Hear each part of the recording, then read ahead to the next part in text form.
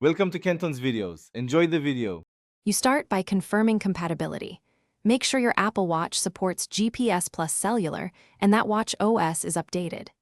Keep your iPhone next to the watch and sign into the carrier account you plan to use.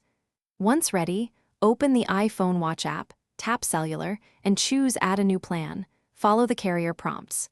You do this now because the carrier handshake happens through the iPhone first, and it saves time setting up profiles and billing before enabling the watch itself.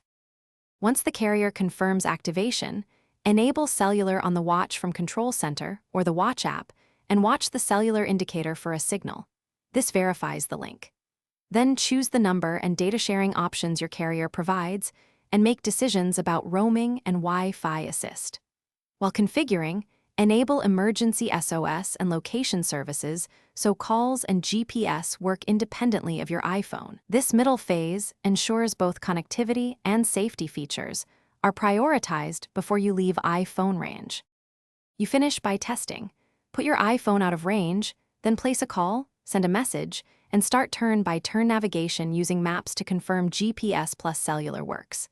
Make sure the watch shows signal bars and check cellular usage in settings to avoid surprises. If something goes wrong, restart both devices first. If that fails, remove the plan and re-add it in the Watch app or contact your carrier to re-provision the eSIM. That single troubleshooting step resolves most activation issues. Thanks for watching. Consider subscribing if we helped you.